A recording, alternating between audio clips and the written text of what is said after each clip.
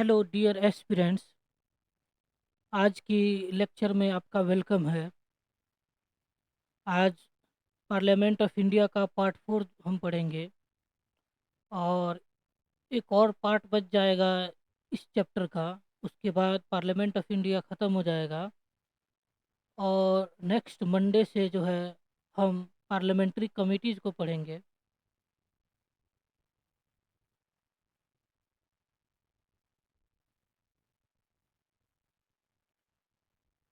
आज का ये क्या क्या टॉपिक्स है जान लेते हैं।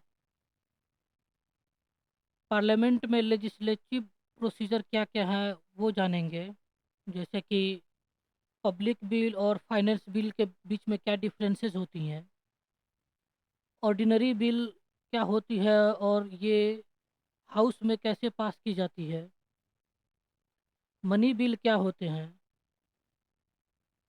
आर्टिकल 110 के तहत मनी बिल की प्रोविजंस दी गई है कॉन्स्टिट्यूशन में, फाइनेंशियल बिल्स क्या होती हैं और ये मनी बिल से किस तरह से डिफरेंट होती हैं, फाइनेंशियल बिल की डिस्क्रिप्शन आर्टिकल 117 में दी गई है, दोनों हाउसेज की ज्वाइंट सीटिंग कब बुलाई जाती है,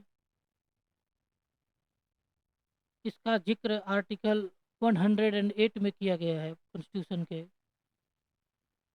हम बजट इन पार्लियामेंट जानेंगे आज। रेलवे बजट को किस प्रकार से मर्ज किया गया था वो जानेंगे। बजट के रिगार्डिंग कॉन्स्टिट्यूशन में क्या क्या प्रोविजंस है वो जानेंगे। और बजट जो है पार्लियामेंट में कैसे पास किया जाता है और वो बजट एक्ट कब बनता है वो जानेंगे। सेंट्रल गवर्नमेंट के कितने फंड्स होते हैं, जैसे ये consolidated fund of India, public accounts of India, contingency fund of India हम जानेंगे। कंसोलिडेटेड फंड ऑफ इंडिया का जिक्र आर्टिकल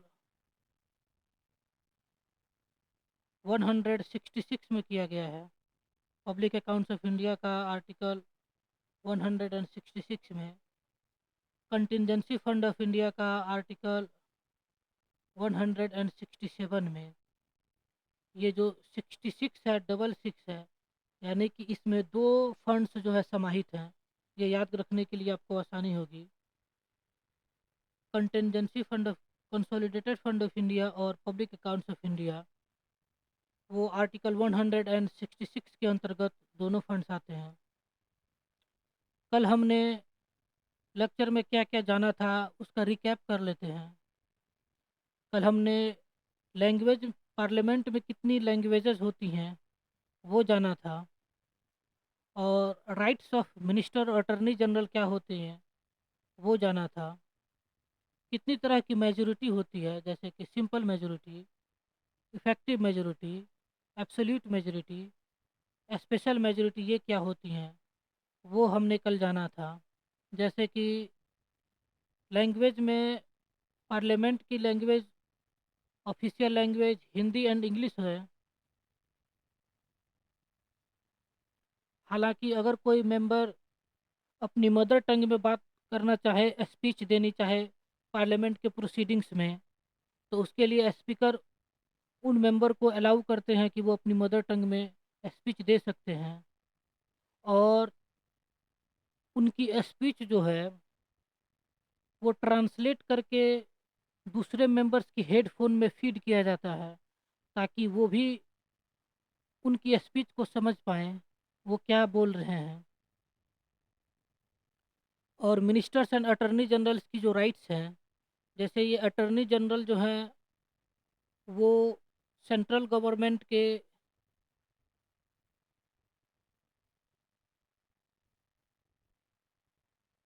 सुप लीगल मैटर्स में उनको एडवाइस करते हैं। अटर्नी जनरल ये हाईएस्ट लॉ ऑफिसर होते हैं हमारी कंट्री के।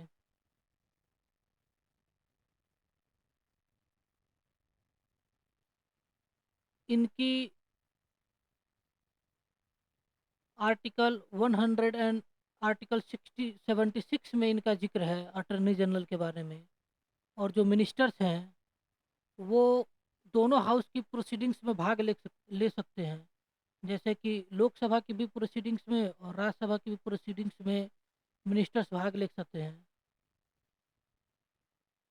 चाहे वो किसी भी हाउस के मेंबर हो मिनिस्टर, वो दोनों हाउस में पार्टिसिपेट कर सकते हैं। हालांकि जिस हाउस के वो मेंबर नहीं हैं उस हाउस में वो वोट नहीं कर सकते हैं। और अटर्नी जनरल जो है किसी भी हाउस के मेंबर नहीं होते हैं, हालांकि वो दोनों हाउस के प्रोसीडिंग में पार्टिसिपेट कर सकते हैं, लेकिन वो हाउस की वोटिंग में नहीं पार्टिसिपेट कर सकते हैं। जो सिंपल मेजोरिटी है वो हाउस में जितने भी मेंबर्स प्रेजेंट हैं उनकी 50% से ज़्यादा की रिक्वायरमेंट सिंपल मेजोरिटी कहलाती है। इफेक्टिव मेजोरिटी जो है वो टोटल मेंबरशिप में से सब्ट्रैक्ट की जाती है वैकेंसी को।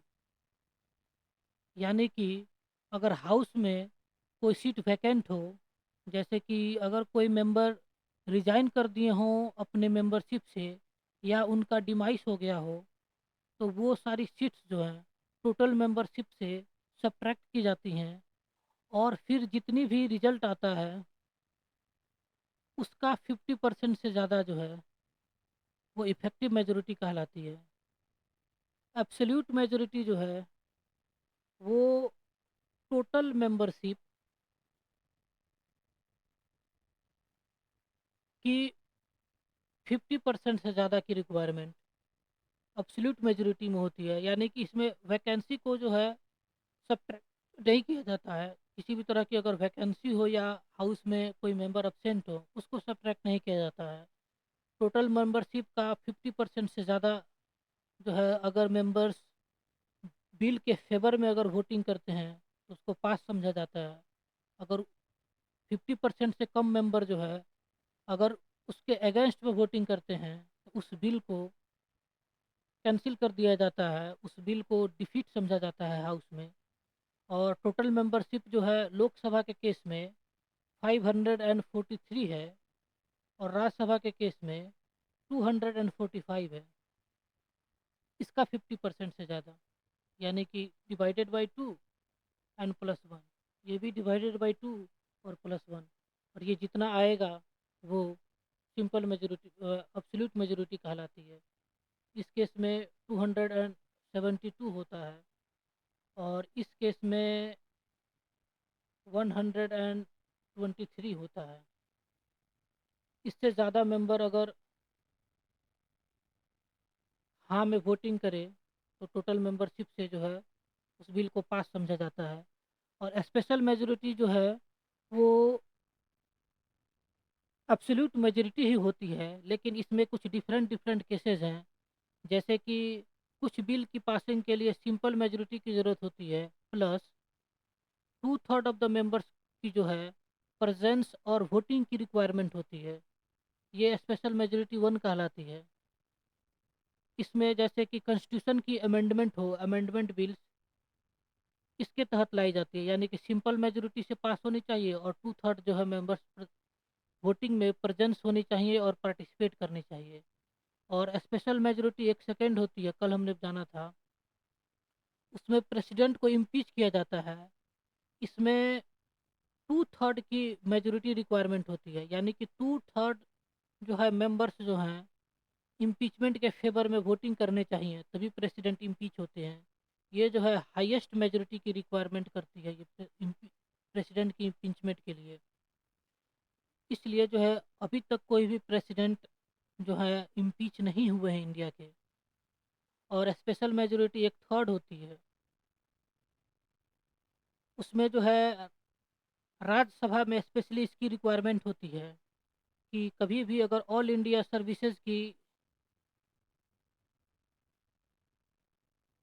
गठन करनी हो तो उसके लिए राज्यसभा में जो है इस मेजोरिटी की ज़रूरत होती है। उसमें सिंपल मेजोरिटी से बिल पास होनी चाहिए, प्लस 2/3 के मेंबर्स जो हैं वोटिंग में प्रेजेंस और पार्टिसिपेट करने चाहिए। और अगर कोई स्टेट लिस्ट के सब्जेक्ट में अगर किसी मैटर पे पार्लियामेंट को अलाउ किया जाए कि वो पार्लियामेंट जो है एक्ट बना सकता है, उसके लिए भी जो है स्पेशल मेजोरिटी थर्ड की ज़रूरत होती है, जिसमें simple majority plus two third के मेंबर्स प्रेजेंट एंड वोटिंग करने चाहिए। हमने कल जाना था कि क्वेश्चन आवर क्या होते हैं और जीरो आवर क्या होते हैं। क्वेश्चन आवर जो है मॉर्निंग शिफ्ट, जब पार्लियामेंट की हाउसेस जो है बैठती हैं, यानी कि 11 AM टू 12 PM, इस टाइम पीरियड को जो है क्वेश्चन आवर कहा जाता है। First hour of the house की जो सीटिंग है उसको क्वेश्चन आवर कहा जाता है। और जीरो आवर जो है इसके बाद की, यानी कि 12 PM के बाद जो है, जब तक कि हाउस जो है अपना एजेंडा डिक्लेयर न करे, यानी कि हाउस में जो भी बिल पे डिस्कशन करनी हो या हाउस में किसी बिल को इंट्रोड्यूस करना हो, तब तक जो है एजेंडा को न लिया जाए बिजनेस कंडक्ट करने के लिए, तब तक इस टाइम पीरियड को जो है जीरो आवर कहा जाता है। यानी 12 PM से जो है एजेंडा के बीच में जो है इस टाइम पीरियड को जीरो जीरो आवर कहा जाता है।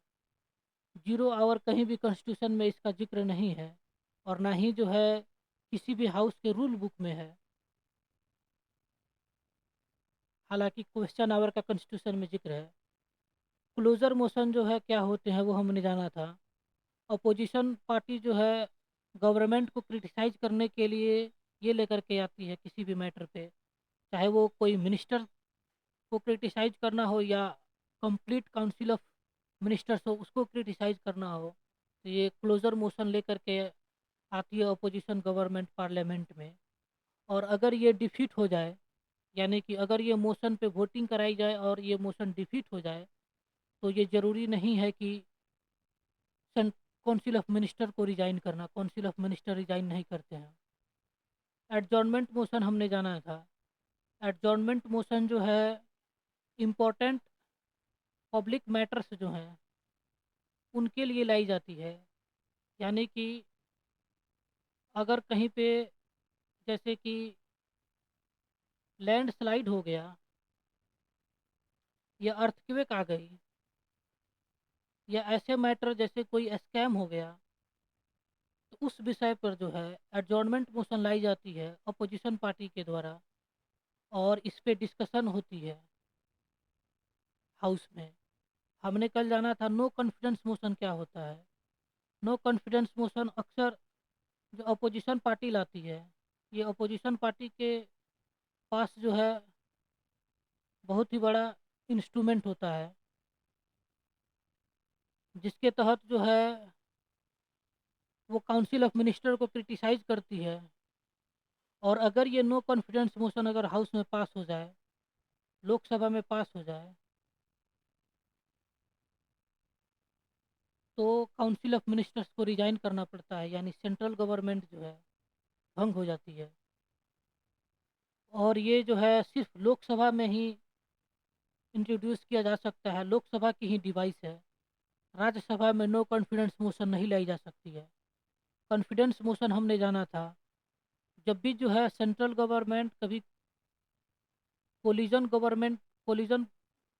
गवर्नमेंट बनाती है, यानी कि अगर उसकी हाउस में कंप्लीट मेजोरिटी न हो, तो वो दूसरे पार्टी का सपोर्ट ले करके जो है गवर्नमेंट बनाती है। उस केस में अगर प्राइम मिनिस्टर को लगता है कि मेजोरिटी जो है प्रूव करने की ज़रूरत है, तो हाउस में जो है प्राइम मिनिस्टर कॉन्फिडेंस मोशन लेकर के आते हैं और अपनी मेजोरिटी जो है प्रूव करते हैं मेंबर्स के बीच में। मोशन ऑफ थैंक्स हमने कल जाना था कि प्रेसिडेंट जो है हर इलेक्शन के बाद, हर लोकसभा के इलेक्शन के बाद दोनों हाउसेज पे जो है स्पेशल एड्रेस करते हैं, और उस स्पेशल एड्रेस पे जो है मेंबर्स ऑफ पार्लियामेंट जो है हाउस में मोशन ऑफ थैंक्स लाते हैं। और उस जो है स्पेशल प्रेसिडेंट के स्पेशल एड्रेस पे डिस्कशन होती है। पॉइंट ऑफ ऑर्डर हमने कल जाना था कि कोई भी मेंबर जो है अगर उनको लगता है कि किसी मेंबर ने पार्लियामेंट में जो स्पीच दी है वो रॉन्ग इन्फॉर्मेशन प्रोवाइड किए हैं, या ऐसे कोई डिस्टॉर्टेड फैक्ट जो है वो हाउस में दिए हैं, या कोई अनपार्लियामेंट्री लैंग्वेज यूज किए हैं हाउस में, यानी कि किसी को सिवियरली क्रिटिसाइज किए हों,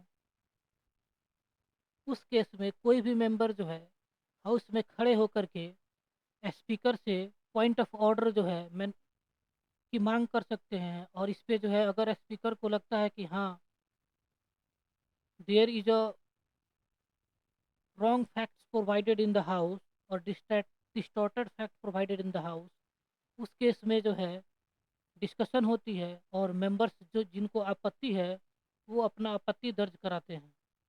हमने जाना था कि रिजोल्यूशंस क्या होते हैं। रिजोल्यूशंस जो हैं जैसे कि प्रेसिडेंट को इम्पीच करना हो तो इसके लिए जो मोशन लाई जाती है वो रिजोल्यूशन कहलाती है। चाहे जो राज्यसभा के चेयरमैन को रिमूव करना हो, या स्पीकर जो हैं लोकसभा के केस में उनके किसी एक्शन को क्रिटिसाइज करना हो, तो उसके लिए जो है हाउस में रेजोल्यूशन लाई जाती है। और इस पे जो है ये रेजोल्यूशन जो है इस पे वोटिंग कंपलसरी है, इस पे वोटिंग कराई जाती है। हालांकि जो भी मोशंस होते हैं उन पे कोई ज़रूरी नहीं है, जैसे कि एडजॉर्नमेंट मोशन है, कॉन्फिडेंस मोशन है, इनमें कोई ज़रूरी नहीं है कि वोटिंग कराई जाए। यानी कि जितने भी मोशंस होते हैं वो रिजोल्यूशंस होते हैं। All motions are resolutions but all resolutions are not motion. हमने कल जाना था कि यूथ पार्लियामेंट का क्या रोल होता है। इसमें जो कंट्री के जो यूथ हैं उनको पार्लियामेंट की प्रोसीडिंग्स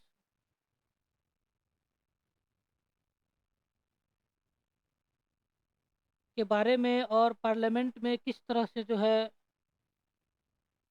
पार्लियामेंट फंक्शन करती है, वो सारी चीज़ें जो हैं इसके द्वारा जो है यूथ को जानकारी दी जाती है, यूथ सीखते हैं। और ये स्टेट्स में हर स्टेट्स में यूथ पार्लियामेंट कराई जाती है।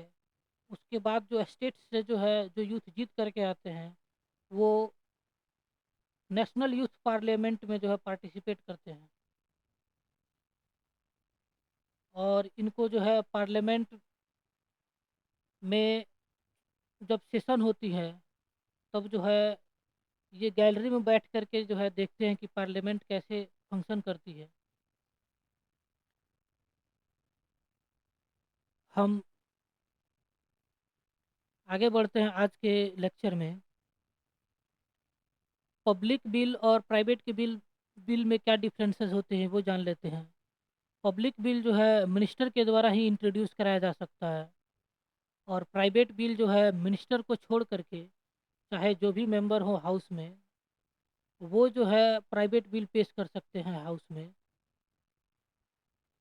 पब्लिक बिल जो है गवर्नमेंट की पॉलिसीज़ को रिफ्लेक्ट करती है, और ये जो प्राइवेट बिल जो है वो अपोजिशन पार्टी के स्टैंड को जो है अक्सर जो है वो रिफ्लेक्ट करती है हाउस में। पब्लिक बिल की पासिंग का जो चांसेस है अप्रूव होने का वो ज़्यादा होता है, प्राइवेट बिल के बहुत ही कम ही होते हैं पास होने के चांसेस। क्योंकि पब्लिक बिल मिनिस्टर के द्वारा लाई गई है और हाउस में जो है उनकी मेजोरिटी होती है, तो इसलिए जो है इनके पास होने के चांसेस मैक्सिमम होते हैं। लोकसभा में तो पब्लिक बिल अनअपोज्ड पास हो जाते हैं, लेकिन अगर राज्यसभा में गवर्नमेंट की कंप्लीट मेजोरिटी नहीं है तो उस केस में थोड़ी सी गवर्नमेंट को समस्या हो जाती है। हालांकि दूसरे पार्टी को वो कन्विंस करा करके चाहे तो पास करा लेते हैं। प्राइवेट बिल के कम ही चांसेस होते हैं पास होने के लिए।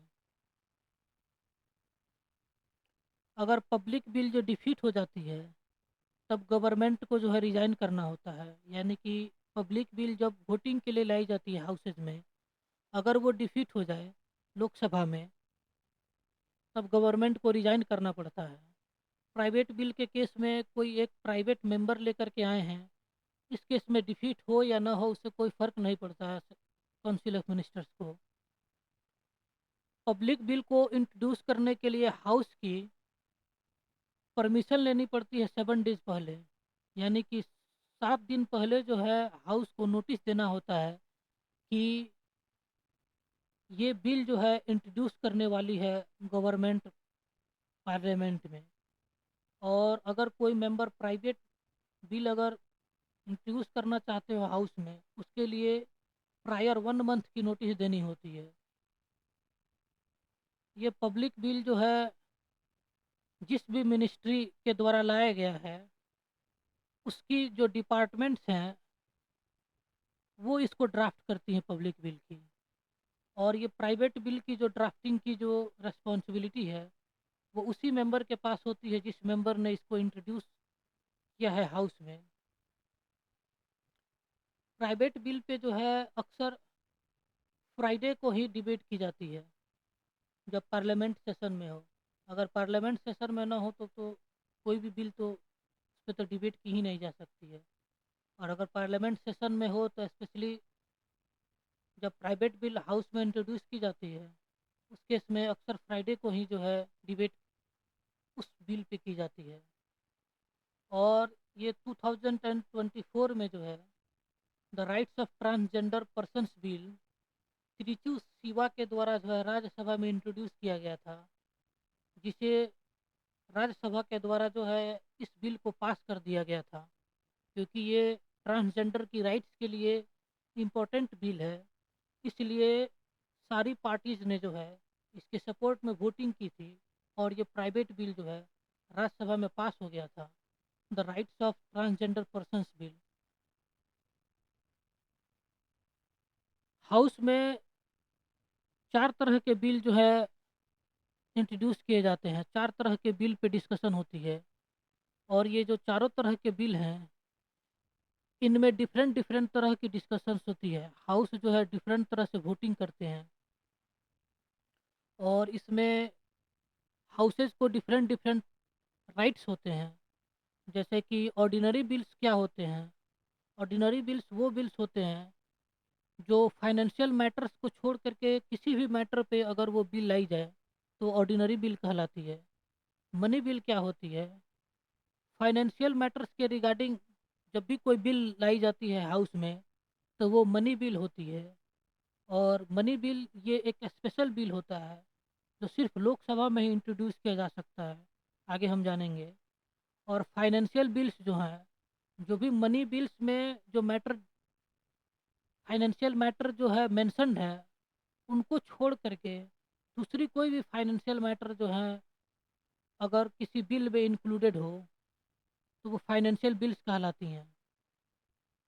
और फोर्थ जो है कॉन्स्टिट्यूशनल अमेंडमेंट बिल्स जो है लाई जाती है, यानी कि कॉन्स्टिट्यूशन के किसी भी प्रोसीजर को, किसी भी आर्टिकल को या किसी भी प्रोविज़न को अगर अमेंड करना हो तो उसके लिए पार्लियामेंट में कॉन्स्टिट्यूशन अमेंडमेंट बिल लाई जाती है। और ये बड़ा ही स्पेशल बिल होता है। इसके लिए जो है प्रेसिडेंट की प्रायर परमिशन ज़रूरी होती है। मनी बिल और कॉन्स्टिट्यूशनल अमेंडमेंट बिल के केस में प्रेसिडेंट से पहले परमिशन लेने की ज़रूरत होती है हाउस में इंट्रोड्यूस करने से पहले। और इन सारे जो बिल्स हैं, ये 4 बिल्स, इनका सेपरेट प्रोसीजर है पास होने के लिए हाउसेज में। ऑर्डिनरी बिल्स जो है जो हाउसेज में जब भी लाई जाती हैं, उनको पास होना, यानी कि इंट्रोड्यूस जब किया जाए उस समय से लेकर के प्रेसिडेंट के एसेंट तक 5 स्टेजेस को जो है फॉलो करना होता है। ऑर्डिनरी बिल के केस में पार्लियामेंट को 5 स्टेज से गुजरना होता है। 5 स्टेजेस में जो है इस बिल को लिया जाता है। उसी के बाद जो है ये ऑर्डिनरी बिल जो है पास समझी जाती है और ये बिल जो है एक्ट बनती है। 5 स्टेजेस हैं इसकी। फर्स्ट स्टेज यानी कि फर्स्ट रीडिंग जो है, उसमें जो है जो मेंबर जो है हाउस में बिल को इंट्रोड्यूस करते हैं। इसमें जो भी मेंबर इंट्रोड्यूस किए हैं बिल को, वो बिल के टाइटल्स और ऑब्जेक्टिव को जो है पढ़ करके सुनाते हैं बाकी के हाउस के मेंबर्स को। और इस समय फर्स्ट रीडिंग में जो है इस बिल पे किसी भी तरह का डिस्कशन नहीं होता है। और इस केस में जो भी मेंबर हाउस में बिल को इंट्रोड्यूस किए हों, उनको हाउस की परमिशन लेनी होती है, यानी कि जो लीव ऑफ द हाउस है वो लेनी होती है, हाउस की अनुमति लेनी होती है कि कि बिल को हाउस में इंट्रोड्यूस कराई जाए। और जैसे ही हाउस जो है इस बिल को अनुमति दे देती है, उसके बाद इस बिल को गैजेट ऑफ इंडिया में प्रकाशित किया जाता है। उसके बाद सेकेंड रीडिंग की प्रोसेस शुरू होती है। ये सबसे ज़्यादा इम्पोर्टेंट है। और बिल की जो मैक्सिमम जो एक्शन है बिल पे, वो सेकेंड रीडिंग में ही ली जाती है। इसमें डिटेल स्क्रूटनी होती है, डिटेल डिस्कशन होता है इस स्टेज में। इस स्टेज के जो है 3 सब स्टेजेज हैं, यानी कि इस स्टेज में 3 जो है सब स्टेज हैं। फर्स्ट स्टेज जो है जनरल डिस्कशन का स्टेज है। इसमें जो भी बिल इंट्रोड्यूस हुआ है उसकी प्रिंटेड कॉपी जो है हाउस के मेंबर्स को डिस्ट्रीब्यूट की जाती है। और इस बिल के जो प्रिंसिपल्स हैं और प्रोविजंस हैं उस पर डिस्कशन की जाती हैं। हालांकि बिल को डिटेल में डिस्कशन नहीं किया जाता है, सिर्फ प्रिंसिपल और प्रोविजन पे डिस्कशन की जाती है। और इसको क्लॉज बाय क्लॉज इस स्टेज में नहीं लिया जाता है, यानी कि क्लॉज बाय क्लॉज डिस्कशन नहीं किया जाता है। इस स्टेज में जो है हाउस के पास 4 ऑप्शन होते हैं। चाहे तो वो जो बिल है उस पर इमीडिएट डिस्कशन के लिए ले सकती है, या कोई और डेट चाहे तो हाउस जो है फिक्स कर सकती है। या अगर हाउस चाहे तो सेलेक्ट कमेटी के पास, हाउस की जो सेलेक्ट कमेटी बनती है उसको भेज सकती है। यानी कि जब हाउस डिसाइड कर लेता है कि इसको सेलेक्ट कमेटी में भेजनी है, तब जो स्पीकर हैं लोकसभा के केस में और चेयरमैन जो हैं राज्यसभा के केस में, वो अपने रेस्पेक्टिव हाउस से मेंबर्स को नॉमिनेट करते हैं इस सेलेक्ट कमेटी के लिए। और यही सेलेक्ट कमेटी जो है उन बिल्स पे डिटेल में डिस्कशन करती है और अमेंडमेंट प्रपोज करती है। और अगर चाहे तो सेलेक्ट कमेटी में ना भेज करके, अगर वो मैटर ज़्यादा इम्पोर्टेंट हो, कंट्री के लिए ज़्यादा इम्पोर्टेंट हो, तो उस केस में जॉइंट कमेटी को भी भेज सकती है। दोनों हाउसेस की जो जॉइंट कमेटी होती है उसको भी भेज सकती है। और ये जॉइंट कमेटी जो है में स्पीकर जो है मेंबर्स को भेजते हैं, और चेयरमैन भी जो है अपनी राज्यसभा से मेंबर्स को भेजते हैं इस जॉइंट कमेटी में। और उसके बाद ये दोनों हाउसेस से जो मेंबर्स हैं उस बिल पे डिटेल डिस्कशन करते हैं और अमेंडमेंट प्रपोज करते हैं।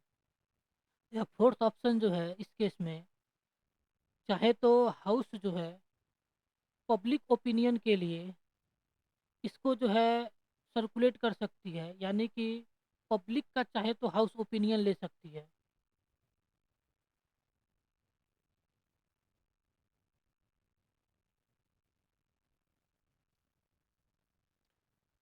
जो सेकेंड रीडिंग में जो है वो उसकी जो सब स्टेजेज हैं उसकी सेकेंड है कमिटी स्टेज, यानी कि जो बिल कमिटी के पास भेज दी जाती है उसमें कमिटी जो है चाहे वो सेलेक्ट कमेटी हो या जॉइंट कमेटी हो, इस केस में ये दोनों कमिटीज क्लॉज बाय क्लॉज जो है डिटेल में उस बिल पे डिस्कशन करती हैं और जो है अमेंडमेंट प्रपोज करती हैं। हालांकि जो भी बिल्स की प्रिंसिपल्स है उनको जो है ये कमिटी जो है अल्टर नहीं कर सकती हैं। और थर्ड जो है सब स्टेज जो है, इस केस में कंसिडरेशन स्टेज कहलाती है। इसमें जो है वोटिंग कराई जाती है।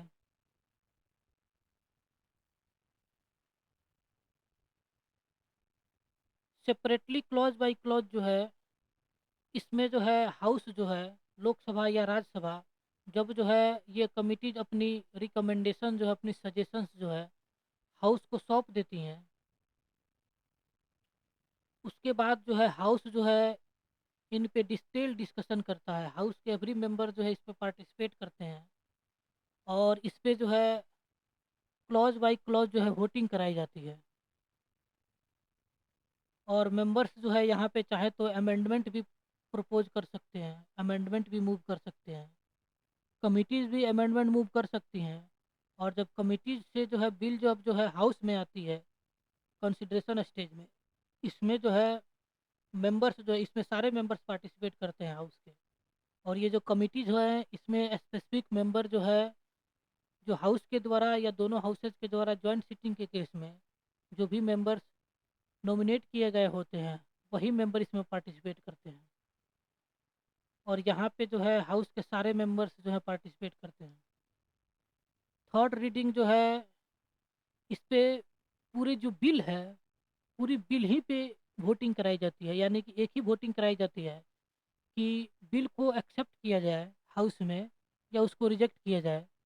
अगर हाउस जो है बिल को पास कर देती है तो हाउस जो है वो बिल एक्सेप्ट हो जाता है और वो दूसरे हाउस में ट्रांसमिट हो जाती है। यानी कि अगर राज्यसभा ने बिल को पास कर दिए हो तो वो लोकसभा में जाती है। और अगर बिल जो है रिजेक्ट हो गया हो, डिफीट हो गई हो, वोटिंग जो है अगेंस्ट में हुई हो, इस केस में जो है वो बिल डेड हो जाती है।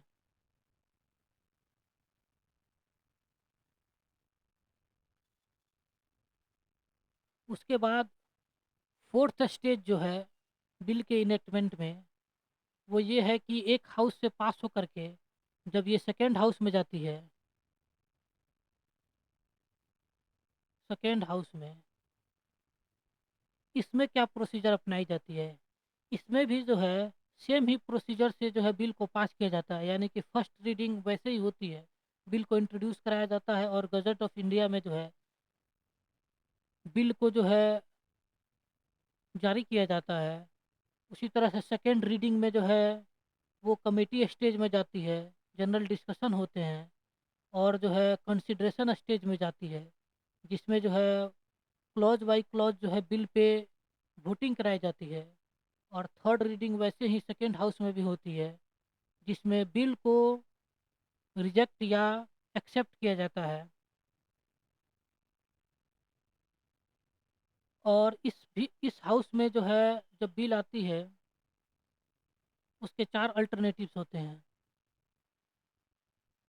बिल जिस हालत में फर्स्ट हाउस को भेजी गई है, अगर उसको सेकेंड हाउस जो है उसी हालत में पास कर दे तो ये सीधे जो है प्रेसिडेंट ऑफ इंडिया के पास जाता है उनकी असेंट के लिए।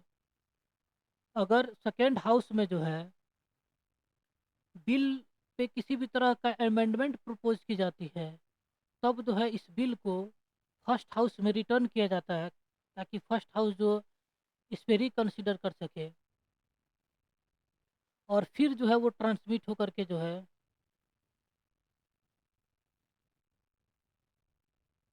वो प्रेसिडेंट के पास पहुंचती है। या थर्ड केस में जो है सेकेंड हाउस जो है वो बिल को चाहे तो बिल्कुल ही रिजेक्ट कर सकता है। या फोर्थ केस में हाउस जो है सेकेंड हाउस, वो चाहे तो इनडिफिनिटली पीरियड के लिए इस पे कोई भी एक्शन न लेकर के इसको हमेशा के लिए पेंडिंग में रख सकता है। इस केस में जो है बिल पे डेडलॉक हो जाता है। यानी कि बिल अगर सेकेंड हाउस में कम्प्लीटली रिजेक्ट हो जाए या बिल जो है इनडिफिनिटली पीरियड के लिए पेंडिंग में चली जाए, तो इस केस में बिल पे डेडलॉक होता है। और इसके लिए जो है प्रेसिडेंट जो है दोनों हाउसेज की जॉइंट सीटिंग बुलाते हैं और जॉइंट सीटिंग में जो है इस डेडलॉक को रिजॉल्व किया जाता है, यानी कि इस पे जो है डिस्कशन करके वोटिंग कराई जाती है सिंपल मेजोरिटी से। जॉइंट सीटिंग में जो बिल है उसको सिंपल मेजोरिटी से पास किया जाता है।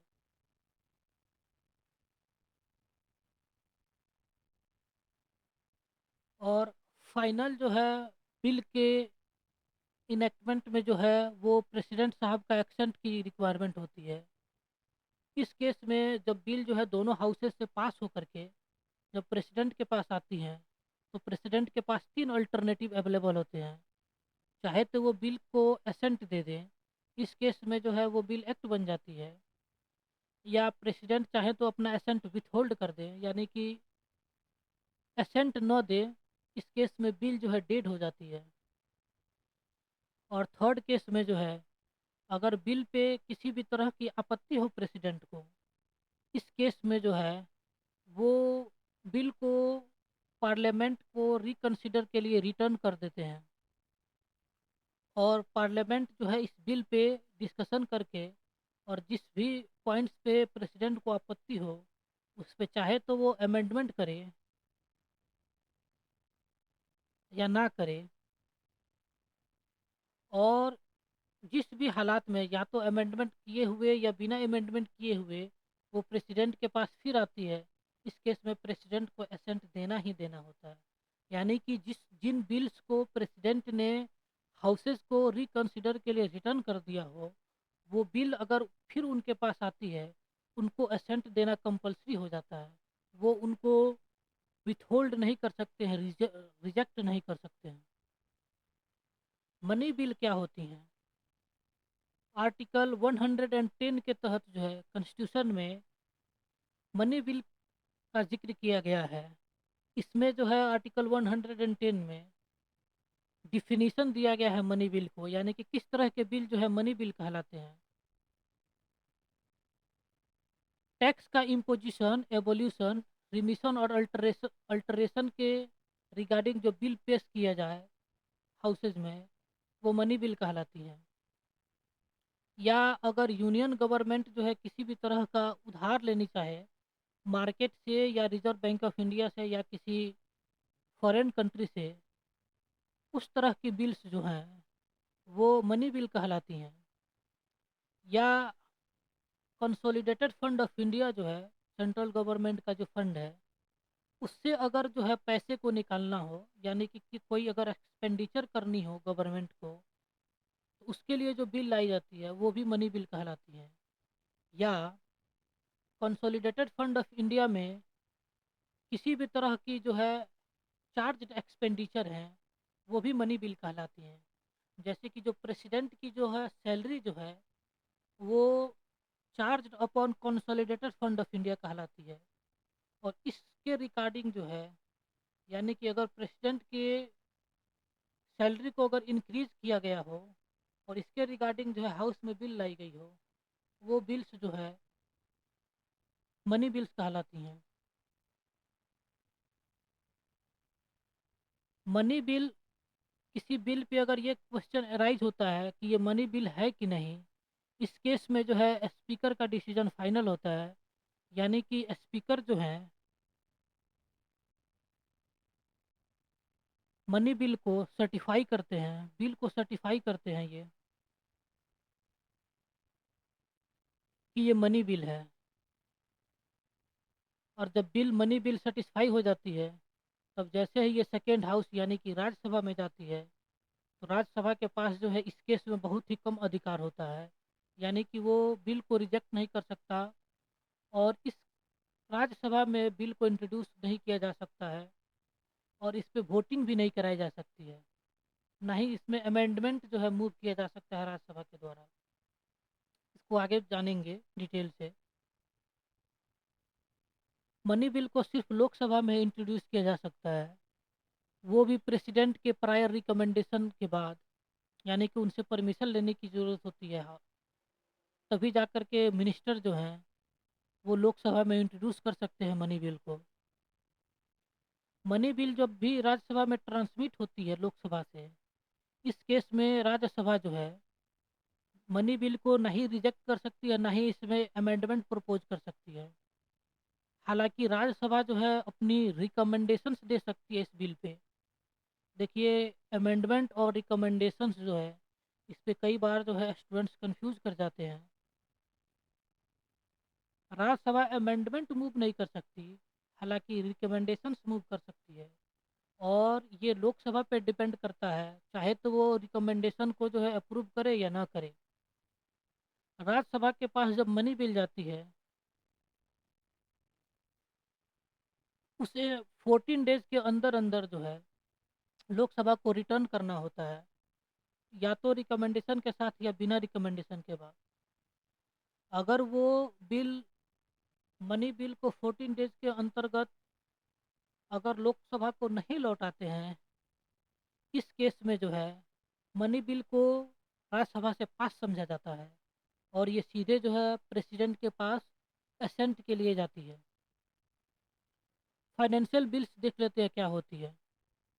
फाइनेंशियल बिल्स जो हैं फिजिकल मैटर के बारे में, यानी कि मनी के रिगार्डिंग जो है, गवर्नमेंट की रेवेन्यू और एक्सपेंडिचर के रिगार्डिंग बिल जो है, वो फाइनेंशियल बिल कहलाती है। फाइनेंशियल बिल्स जो है 3 टाइप की होती हैं। मनी बिल जो हमने अभी जाना, financial bill 1, financial bill 2। Money bill का जिक्र जो है आर्टिकल 110 में किया गया है। फाइनेंशियल बिल जो है 1 और 2 का जो है जिक्र जो है आर्टिकल 117 में किया गया है। फाइनेंशियल बिल का जिक्र जो है 117 के क्लॉज थर्ड में किया गया है, फर्स्ट में किया गया है। और फाइनेंशियल बिल सेकेंड का जिक्र जो है 117 के क्लॉज 3 में जो है इसका जिक्र किया गया है। और जितनी भी मनी बिल्स होती हैं, सारी मनी बिल्स जो है वो फाइनेंशियल बिल्स कहलाती हैं, यानी कि all bills are financial bills, but all financial bills are not money bills. अगर इन फाइनेंशियल बिल्स के रिगार्डिंग अगर दोनों हाउस के बीच में किसी भी तरह का डेडलॉक हो जाता है, यानी कि दूसरी हाउस जो है फर्स्ट हाउस के द्वारा भेजी गई फाइनेंशियल बिल को रिजेक्ट कर दे, या उसको इनडिफिनिटली पीरियड के लिए पेंडिंग में रखे, तो उस केस में जो है डेडलॉक होता है, और उसके लिए ज्वाइंट सीटिंग जो है प्रेसिडेंट बुला सकते हैं। मनी बिल के केस में ज्वाइंट सीटिंग किसी भी कीमत पे नहीं बुलाई जाती, और फाइनेंशियल बिल के जो है केस में ज्वाइंट सीटिंग बुलाई जाती है प्रेसिडेंट के द्वारा। और जब भी ये फाइनेंशियल बिल जो है प्रेसिडेंट के पास पेश की जाती है, तो वो जो ऑर्डिनरी बिल के केस में जितने भी प्रेसिडेंट ऑफ इंडिया के पास अल्टरनेटिव अवेलेबल होते हैं, यानी कि जो 3 अल्टरनेटिव अवेलेबल होते हैं, इस केस में भी जो है प्रेसिडेंट ऑफ इंडिया के पास 3 अल्टरनेटिव अवेलेबल होते हैं। एक, वो चाहे तो एसेंट दे दे फाइनेंशियल बिल को, या अपना एसेंट न दें, विथहोल्ड कर दे अपना एसेंट, या चाहे तो हाउस के रिकन्सिडरेशन के लिए रिटर्न कर सकते हैं फाइनेंशियल बिल को। जान लेते हैं फाइनेंशियल बिल 1 और फाइनेंशियल बिल सेकेंड में क्या डिफरेंसेस हैं।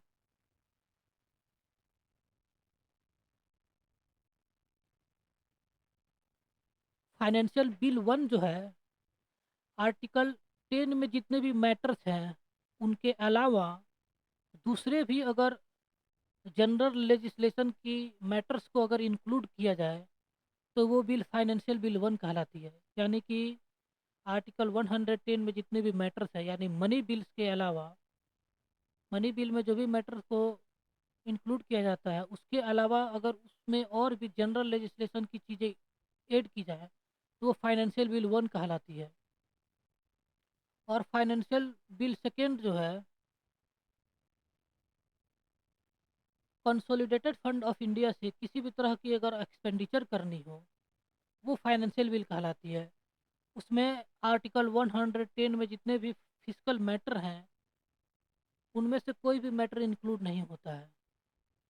ये फाइनेंशियल बिल्स जो हैं, ये मनी रिलेटेड ही होते हैं, इसीलिए तो इनका नाम फाइनेंशियल बिल्स है, फाइनेंसेस को रिलेटेड होते हैं।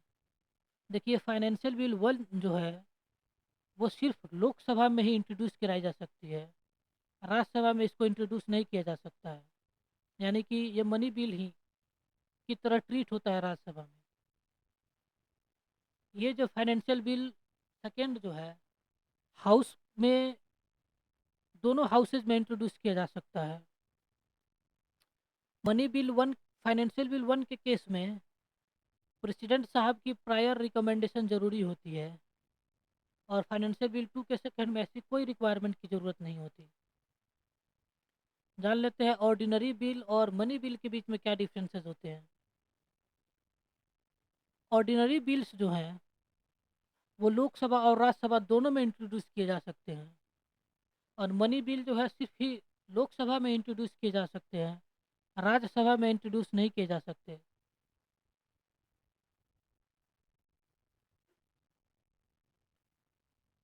ऑर्डिनरी बिल्स जो हैं वो चाहे तो मिनिस्टर जो है प्रपोज कर सकते हैं, इंट्रोड्यूस कर सकते हैं, या प्राइवेट मेंबर भी इंट्रोड्यूस कर सकते हैं।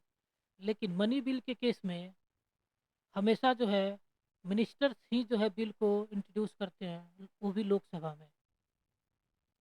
ऑर्डिनरी बिल के लिए प्रेसिडेंट की प्रायर कोई रिकमेंडेशन जरूरी नहीं होती है। हालांकि मनी बिल में हमने जाना कि प्रेसिडेंट की रिकमेंडेशन जरूरी है पहले। ऑर्डिनरी बिल को राज्यसभा में अमेंड भी किया जा सकता है और राज्यसभा के द्वारा रिजेक्ट भी किया जा सकता है। लेकिन मनी बिल के केस में राज्यसभा इसमें ना ही अमेंडमेंट प्रपोज कर सकती है, ना ही इसको रिजेक्ट कर सकती है।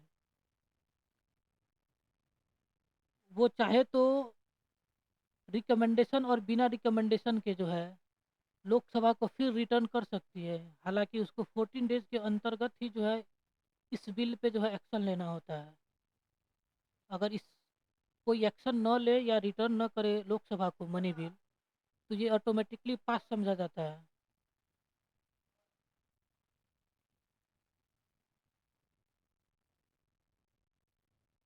ऑर्डिनरी बिल्स को राज्यसभा में मैक्सिमम 6 मंथ्स के लिए पेंडिंग में रखा जा सकता है, यानी कि 6 मंथ्स के लिए इस पे कोई एक्शन चाहे तो राज्यसभा नहीं ले सकती है ऑर्डिनरी बिल के केस में। लेकिन मनी बिल के केस में उसको 14 डेज के अंदर ही अंदर राज्यसभा को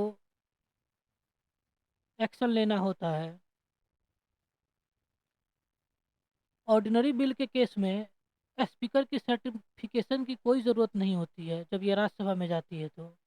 और अगर मनी बिल हो, उस केस में जो है स्पीकर जो है सर्टिफाई करते हैं कि ये मनी बिल है, उसी के बाद जो है ये राज्यसभा में ट्रांसमिट होते हैं मनी बिल।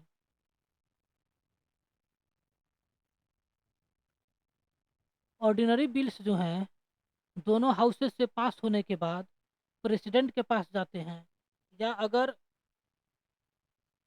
ऑर्डिनरी बिल के केस में दोनों हाउसेस के बीच में डिसएग्रीमेंट हो, उस केस में प्रेसिडेंट जो है ज्वाइंट सीटिंग बुलाते हैं, और ज्वाइंट सीटिंग में जो है सिंपल मेजोरिटी से बिल को पास किया जाता है, और उसके बाद जो है प्रेसिडेंट के पास भेजा जाता है अपना एसेंट के लिए या उनके एक्शन के लिए कि वो प्रेसिडेंट किस तरह का एक्शन लेना चाहते हैं।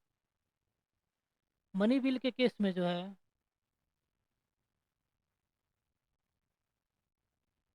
ये प्रेसिडेंट के पास भेजा जाता है। इस केस में दोनों हाउसेस में किसी भी तरह की डिसएग्रीमेंट नहीं होती है, क्योंकि राज्यसभा के पास सिर्फ 14 डेज है और वो रिजेक्ट नहीं कर सकती है बिल को। इसलिए ये राज्यसभा में जाने के बाद इसको पास तो होना ही होना है। मनी बिल हमेशा ही पास हो जाती हैं, ये कभी डिफीट नहीं होती हैं राज्यसभा में। और ये राज्यसभा से पास होने के बाद जो है प्रेसिडेंट के पास जाती हैं।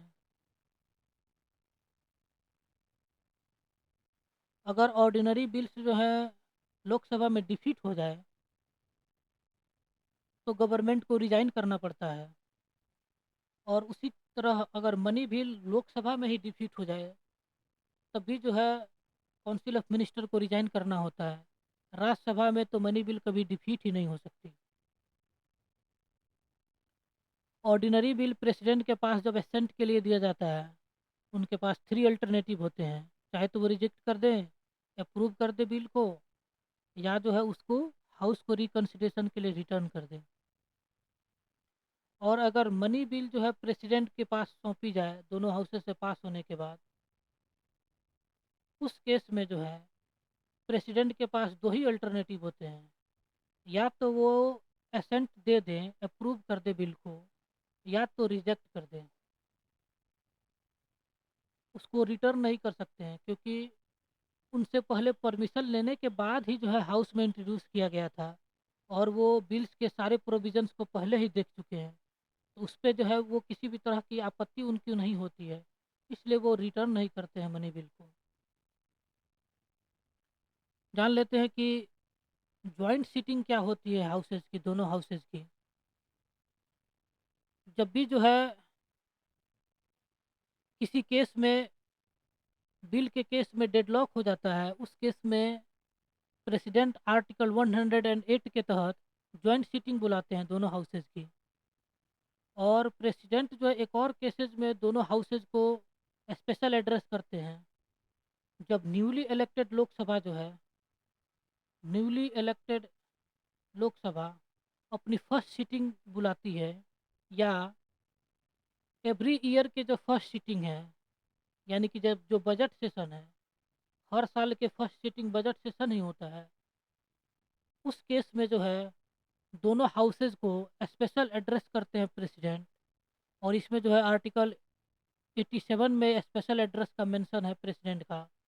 इसमें गवर्नमेंट का जो पॉलिसीज है और प्रोग्राम्स है वो बताते हैं प्रेसिडेंट का, यानी कि इस साल जो है गवर्नमेंट क्या क्या पॉलिसीज लेकर के आने वाली है, और उसके क्या क्या प्रोग्राम्स होने वाले हैं, या पिछले साल जो है गवर्नमेंट किस तरह की परफॉर्मेंस की, उसका किस तरह का परफॉर्मेंस रहा गवर्नमेंट का। वो सारी चीज़ें जो है स्पेशल एड्रेस में प्रेसिडेंट जो है दोनों हाउसेज को बताते हैं। और जो है स्पेशल एड्रेस पे जो है हाउसेज में मोशन ऑफ थैंक्स लाई जाती है। जब भी जो है किसी ऑर्डिनरी बिल्स में डेडलॉक होता है, उस केस में प्रेसिडेंट जो है जॉइंट सीटिंग बुलाते हैं। डेडलॉक जो है 3 केसेज में होता है, इसको फिर से डिटेल में जान लेते हैं। एक जो है जब एक हाउस से वो बिल पास होकर के सेकेंड हाउस में जाती है, तो वो सेकेंड हाउस अगर कम्प्लीटली उसको रिजेक्ट कर दे तो डेडलॉक हो जाती है। या सेकेंड हाउस जो भी अमेंडमेंट प्रपोज की है, उसको जो है फर्स्ट हाउस यानी कि सेकेंड हाउस में वो बिल आने के बाद, उसमें जो भी सेकेंड हाउस ने अमेंडमेंट प्रपोज की है, अमेंडमेंट प्रपोज होने के बाद वो फर्स्ट हाउस में जाती है। और वहाँ पे जो है फर्स्ट हाउस जो है सेकेंड हाउस के अमेंडमेंट को रिजेक्ट कर दे, उस केस में भी जो है बिल पे डेडलॉक हो जाती है। या अगर सेकेंड हाउस में जो है फर्स्ट हाउस से पास होकर के बिल आई है, तो उस केस में सेकेंड हाउस ने अगर 6 मंथ तक किसी भी तरह की डिसीजन नहीं लिया हो, उसको पास नहीं किया हो, इस केस में डेडलॉक हो जाता है। और प्रेसिडेंट जो है जॉइंट सीटिंग बुलाते हैं, और सिंपल मेजोरिटी से जो है उस बिल को पास किया जाता है जॉइंट सीटिंग में। जॉइंट सीटिंग जो है सिर्फ 2 केसेस में बुलाई जाती है, एक ऑर्डिनरी बिल के केसेस में और फाइनेंशियल बिल के केसेस में। मनी बिल और कॉन्स्टिट्यूशनल अमेंडमेंट बिल के केस में जॉइंट सीटिंग नहीं बुलाई जा सकती। और जॉइंट सीटिंग की जो मीटिंग्स है और जो प्रोसीडिंग्स है, उसको प्रिसाइड जो है स्पीकर ऑफ लोकसभा करते हैं। अगर वो अब्सेंस हो हाउस में, तो डिप्यूटी स्पीकर जो है प्रिसाइड करते हैं जॉइंट सीटिंग को। और अगर डिप्यूटी स्पीकर भी एब्सेंट हो, उस केस में जो है डिप्यूटी चेयरमैन राज्यसभा के प्रिसाइड करते हैं। राज्यसभा के जो चेयरमैन हैं, जो कि president of vice president of India होते हैं, वो किसी भी केस में जॉइंट सीटिंग जो है उसको प्रिसाइड नहीं कर सकते हैं, क्योंकि वो किसी भी हाउस के मेंबर नहीं होते हैं। वाइस प्रेसिडेंट जो है किसी हाउस के मेंबर नहीं होते हैं। ये स्पीकर, डिप्यूटी स्पीकर और डिप्यूटी चेयरमैन जो है ये हाउस के मेंबर्स होते हैं, इसलिए ये जो है प्रिसाइड कर सकते हैं। चेयरमैन ऑफ राज्यसभा वो नहीं कर सकते हैं। ये जो जॉइंट सीटिंग जो है जब ये कंडक्ट होती है, तो ये जो है लोकसभा की जो रूल्स ऑफ प्रोसीजर है, यानी कि लोकसभा की जो रूल बुक है, उसी के प्रोविज़न के अनुसार जो है कंडक्ट कराई जाती है। यानी कि राज्यसभा के रूल बुक के अनुसार जो है जॉइंट सिटिंग को कंडक्ट नहीं कराई जा सकती। लोकसभा के ही रूल बुक के द्वारा कराई जाती है। जॉइंट सीटिंग जो है आर्टिकल 108 में मेंशन है। और स्पेशल एड्रेस जो है प्रेसिडेंट जो है वो देते हैं। दोनों हाउसेस के मेंबर्स बैठे होते हैं और उन दोनों हाउसेस के मेंबर्स को स्पेशल एड्रेस देते हैं आर्टिकल 87 में। ये जॉइंट सीटिंग देख लेते हैं।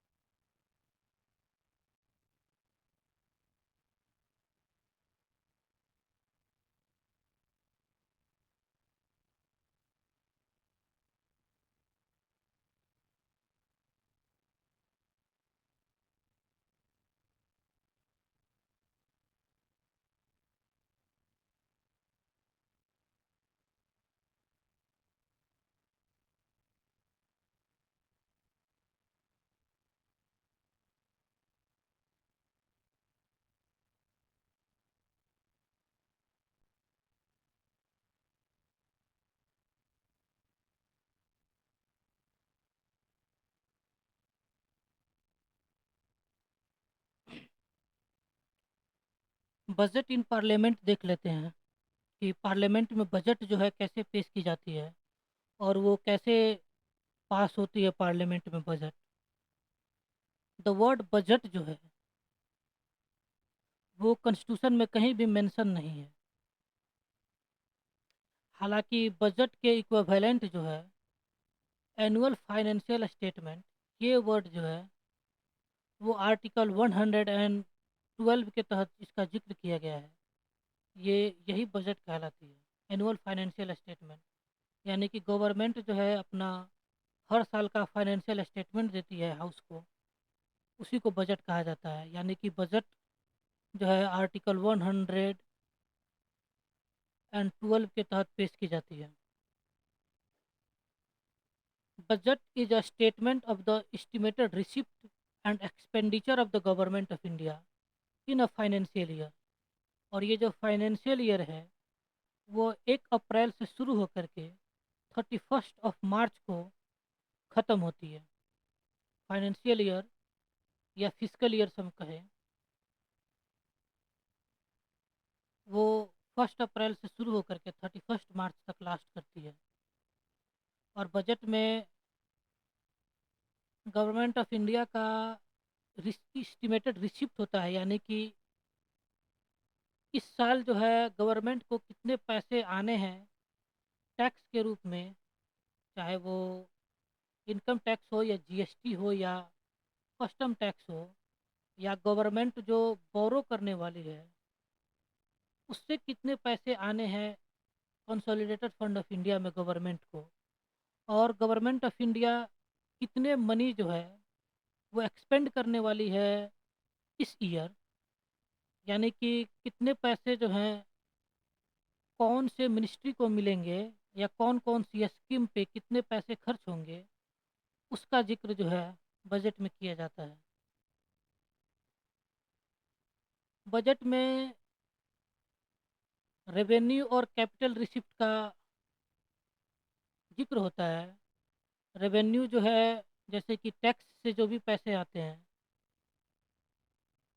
इनकम टैक्स से जो भी पैसे आते हैं, या कस्टम टैक्स से जो भी पैसे आते हैं, या कॉरपोरेशन टैक्स है यानी कि कंपनी जो टैक्स देती है, वो रेवेन्यू रिसिप्ट कहलाती हैं। और कैपिटल रिसिप्ट जो है वो कहलाती हैं जब गवर्नमेंट उधार ले यानी बोरो करे, या रिजर्व बैंक ऑफ इंडिया से बोरो करे, या पब्लिक से बोरो करे, या वो किसी फॉरेन कंट्री से बोरो करे, तो वो जो मनी जो है वो कैपिटल रिसिप्ट कहलाती है। या गवर्नमेंट ऑफ इंडिया जो है डिस इन्वेस्टमेंट से डिस इन्वेस्टमेंट से गवर्नमेंट ऑफ इंडिया के पास जितने भी पैसे आने वाले हैं वो कैपिटल रिसिप्ट कहलाते हैं। जैसे कि जो भी पब्लिक सेक्टर की कंपनीज हैं, जैसे कि सेल हो गया, steel authority of India limited, या आईओसीएल हो गया, all India company limited, Indian oil corporation limited जो है ये पब्लिक लिमिटेड कंपनी है, यानी कि इसमें गवर्नमेंट का शेयर हो। इस शेयर को जो है गवर्नमेंट जो है बेच करके यानी मार्केट में सेल करती है, और इनसे जो पैसे जो गवर्नमेंट को आते हैं वो कैपिटल रिसिप्ट कहलाते हैं। बजट में तरीके दिए गए होते हैं कि किस तरह से रेवेन्यू को इंक्रीज करना है। यानी कि अगर टैक्स को जैसे इनकम टैक्स को इंक्रीज करने हो तो ये सारी चीज़ें जो है इसमें बताई जाती हैं। कितने पैसे कहाँ पे खर्च होने वाले हों उसका एस्टिमेट्स जो है बजट में होता है। और बजट में ये भी जिक्र होता है कि कितनी जो है पिछले साल कितनी रिसिप्ट आई और कितने एक्सपेंडिचर हुए उसका जिक्र होता है। और अगर यानी कि गवर्नमेंट ऑफ इंडिया को कम ही पैसे जो है टैक्स के रूप में मिले हों और खर्चा जो है ज़्यादा हो गया हो, एक्सपेंडिचर ज़्यादा गया हो गया हो, तो इस केस में बतानी होती है कि क्यों जो है खर्चे ज़्यादा हुए हैं। उसका, या अगर सरप्लस हो जाए यानी कि खर्चे कम हो और जो है इनकम गवर्नमेंट की ज़्यादा हो, उस केस में बतानी होती है कि कहाँ से जो है पैसे ज़्यादा आए हैं, इसका जिक्र करना होता है। और ये भी जो है जिक्र करना होता है कि इस साल कितने टैक्स होने वाले हैं और क्या रेवेन्यू है, और कौन कौन सी नई जो है स्कीम्स या प्रोजेक्ट हैं गवर्नमेंट लॉन्च कर रही है, उसका सारा जिक्र जो है बजट में होता है। और बजट जो है फाइनेंस मिनिस्टर जो है पेश करती हैं 1 फेब को। 1 फेब को जो है फाइनेंस मिनिस्टर बजट पेश करती हैं लोकसभा में, और उसके बाद जो है वो राज्यसभा में बजट को वहाँ के पटल पे रखती हैं। 2017 से जो है पहले रेलवे के लिए अलग से बजट लाई जाती थी, और जो जनरल बजट है वो अलग से लाई जाती थी।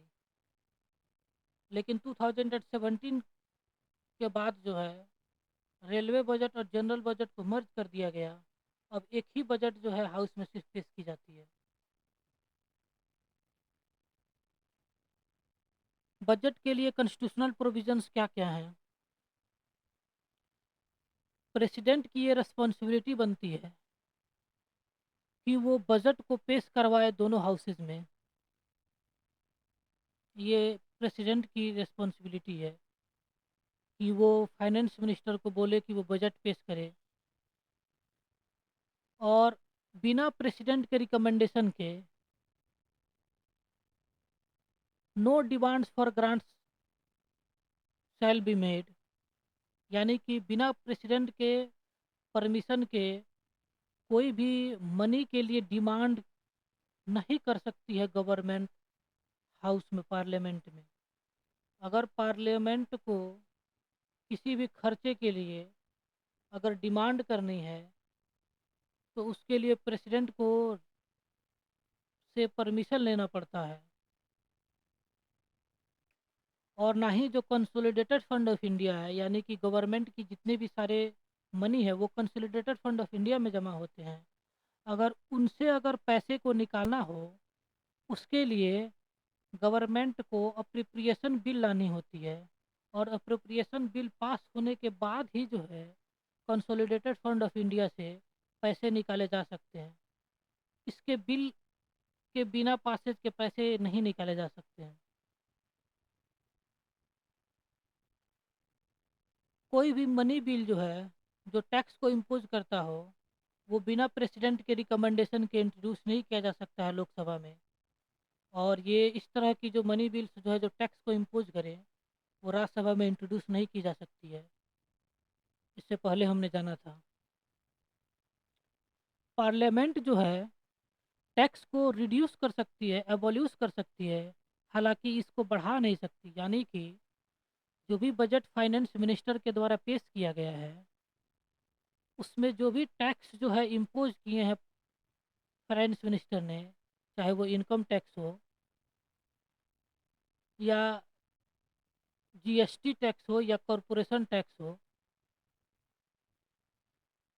कंपनीज के लिए कॉरपोरेशन टैक्स लगाई जाती है, उनको पार्लियामेंट जो है अपने डिस्कशन में रिड्यूस कर सकते हैं या उसको ख़त्म कर सकते हैं किसी, लेकिन उसको कभी भी इंक्रीज नहीं कर सकते हैं।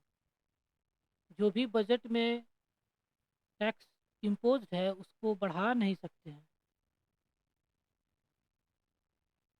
राज्यसभा के पास किसी भी तरह की पावर नहीं होता है ग्रांट्स की डिमांड पे, यानी कि जो भी पैसे की मांग हो उस पर राज्यसभा की कोई पावर नहीं होती है, वो उस पर वोट नहीं कर सकती है। ये एक्सक्लूसिव प्रिविलेज है लोकसभा का। यानी कि पैसे के लिए जो भी मांग हो, उसका जो पावर है वो सिर्फ लोकसभा के पास होता है, राज्यसभा के पास नहीं होता है। राज्यसभा तो इस पे वोटिंग भी नहीं कर सकती है। राज्यसभा को मनी बिल जो है 14 डेज के अंतर्गत जो है उसी के दौरान उसको रिटर्न करना होता है लोकसभा को। और अगर कोई भी expenditure charge consolidated fund of India पे हो, उसके लिए जो है पार्लियामेंट में वोटिंग नहीं कराई जा सकती है। ना ही लोकसभा वोटिंग कर सकता है और ना ही राज्यसभा वोटिंग कर सकता है। किस तरह के चार्जेज? जो भी एक्सपेंडिचर है वो चार्ज हो कंसोलिडेटेड फंड ऑफ इंडिया पे। दो तरह की जो है एक्सपेंडिचर होते हैं कंसोलिडेटेड फंड ऑफ इंडिया से। एक चार्ज अपॉन होते हैं और एक चार्ज मेड फ्रॉम होते हैं। दो तरह के एक्सपेंडिचर होते हैं। चार्ज अपॉन जो है इस केस में वोटिंग नहीं की जा सकती है, ना ही लोकसभा में ना ही राज्यसभा में। इस पर सिर्फ डिस्कशन किया जा सकता है। और ये किस तरह के एक्सपेंडिचर होते हैं? जैसे कि सुप्रीम कोर्ट के जजेस की सैलरी, प्रेसिडेंट ऑफ इंडिया के जजेस की salary, speaker of the Lok Sabha या चेयरमैन ऑफ द राज्यसभा हैं यानी कि वाइस प्रेसिडेंट की सैलरी। इस तरह की जो सैलरीज हैं वो चार्ज होती हैं, इस पर वोटिंग नहीं कराई जा सकती। It can only be discussed by the parliament. कितने तरह के चार्ज एक्सपेंडिचर हैं? तो हमने दो तरह के चार्ज एक्सपेंडिचर हैं। एक expenditure charge upon consolidated fund of India, दूसरी expenditure made from consolidated fund of India. और ये जो चार्ज एक्सपेंडिचर है वो वोटेबल नहीं है, सिर्फ डिस्कस किया जा सकता है। चार्ज एक्सपेंडिचर कौन कौन से हैं? जैसे कि प्रेसिडेंट के इमोलूमेंट्स यानी कि सैलरी जो है, उनको अलावेंसेस जो है, जैसे कि उनके ऑफिस को कंडक्ट करने के लिए जो भी पैसे की ज़रूरत हो, जैसे उनकी चेयर या टेबल के लिए या बाकी जो भी ऑफिस के खर्चे के लिए, वो सारे जो हैं वो चार्ज एक्सपेंडिचर होते हैं। या स्पीकर जो है लोकसभा और डिप्यूटी स्पीकर जो है लोकसभा के, उनके सैलरीज और अलाउंसेस जो है, या चेयरमैन या डिप्यूटी चेयरमैन हो राज्यसभा के, उनके सैलरीज और अलाउंसेस जो है वो चार्ज एक्सपेंडिचर होते हैं। इन पे वोटिंग नहीं की जा सकती है। या जो पेंशन है हाई कोर्ट के जजेज की, वो जो है चार्ज एक्सपेंडिचर कहलाती है। ये जो हाई कोर्ट के जो जजेज हैं, इनकी सैलरीज कौन देते हैं? इनकी पेंशन तो कंसोलिडेटेड फंड ऑफ इंडिया से आती है। यानी कि हाई कोर्ट के जजेस जो हैं अगर वो रिटायर करते हैं तो उनको पेंशन जो है सेंट्रल गवर्नमेंट से मिलता है, और वो पैसे जो हैं कंसोलिडेटेड फंड ऑफ इंडिया से कटते हैं। और अगर हाई कोर्ट के जजेस रिटायर नहीं किए हों तो उनकी सैलरीज और उनके जो ऑफिस के खर्चे हैं वो जो है स्टेट से दिए जाते हैं। यानी कि स्टेट्स की जो कंसोलिडेटेड फंड ऑफ स्टेट्स है, जिस भी हाई स्टेट्स के हाई कोर्ट में अगर वो जज जो है फंक्शन कर रहे हो, काम कर रहे हो, उसी स्टेट के जो है कंसोलिडेटेड फंड से दी जाती है।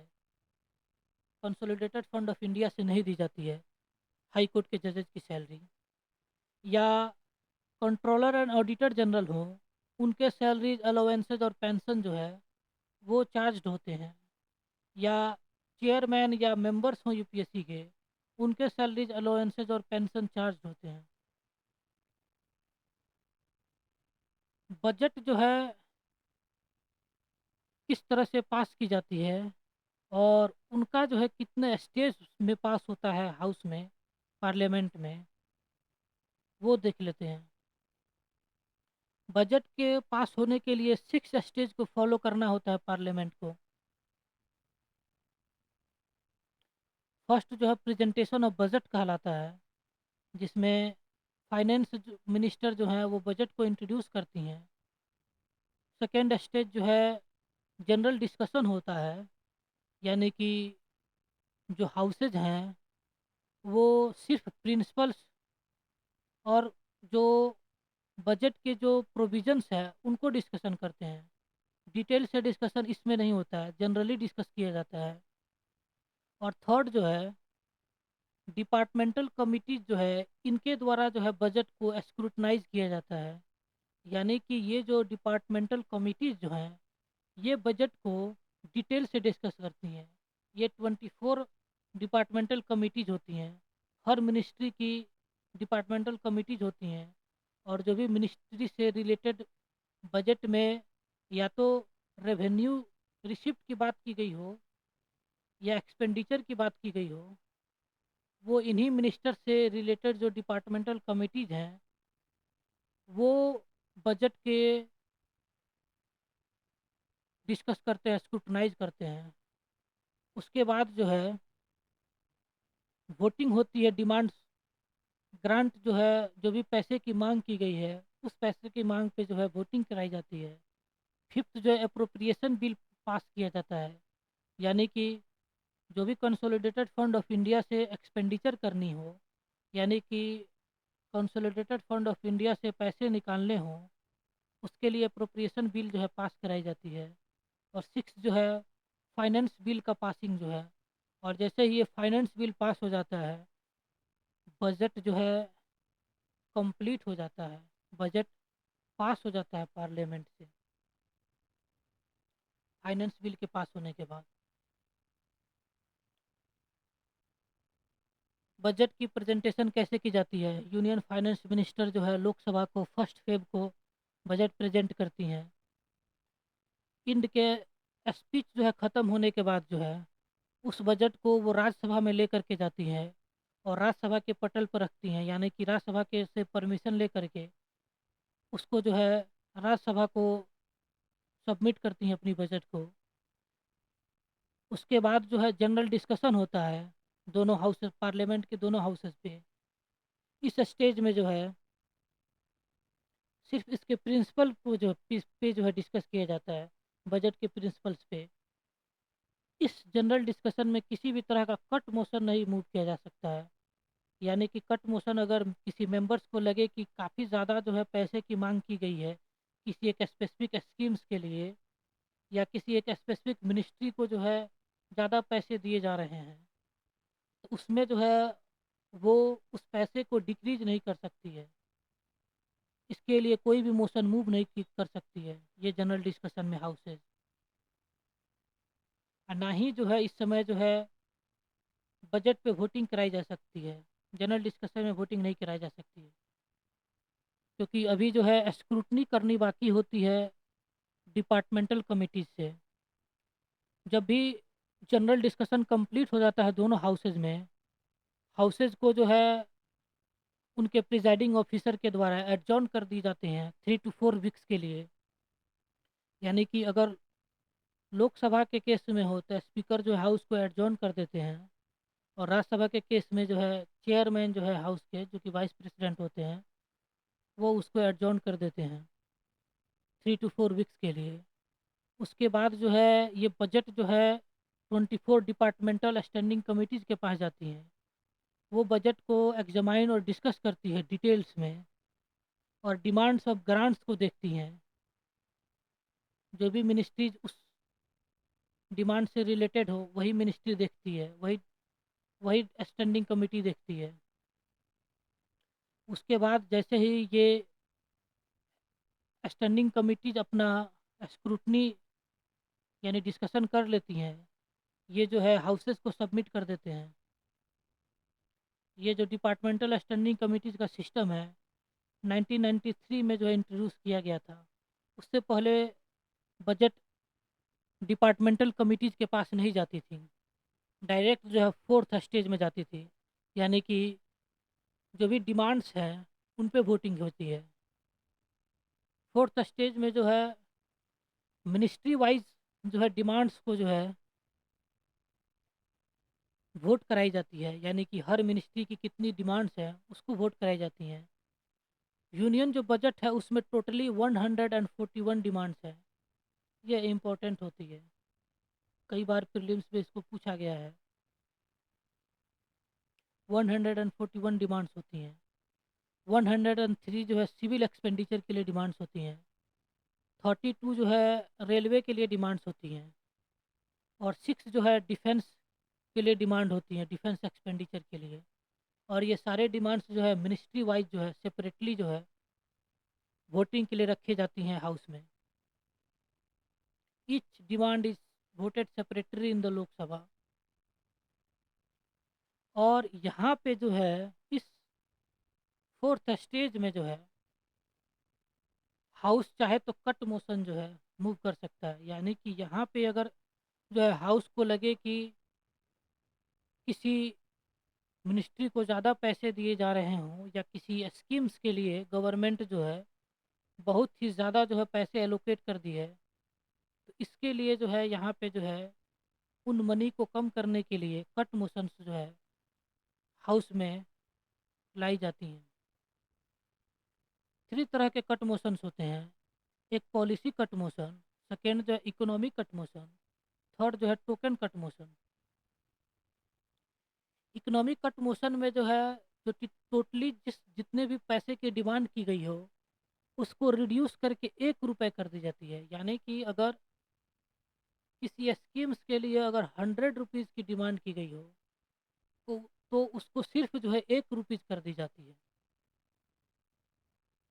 ये यानी कि उस पॉलिसी उस स्कीम को डिसअप्रूव कर दिया जाता है, यानी कि उसको डिसअप्रूव कर दे रहा है हाउस, यानी कि नकार रहा है हाउस जो है उस स्कीम को उस पॉलिसी को कम्प्लीटली नकार रहा है।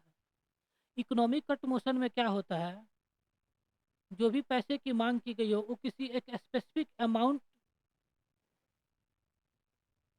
जो है रिड्यूस की जाती है, यानी कि एक स्पेसिफिक अमाउंट पे रिड्यूस किया जाता है या लमसम अमाउंट रिड्यूस किया जाता है। यानी कि अगर 1000 रुपीज़ की मांग हो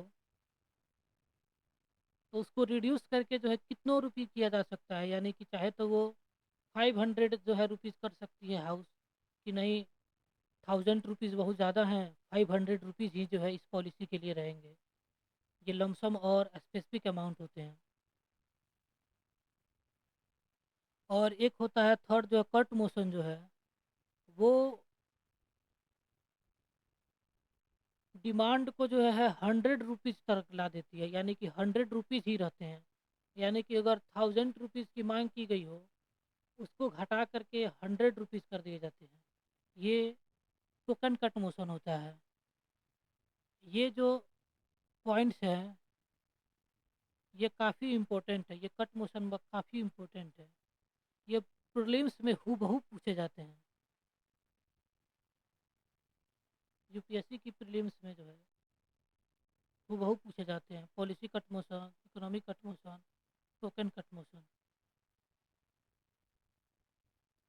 कट मोशन जो है हालांकि हाउस के द्वारा मूव तो किए जाते हैं लेकिन इसको पास नहीं किया जाता। क्यों? क्योंकि हाउस जो है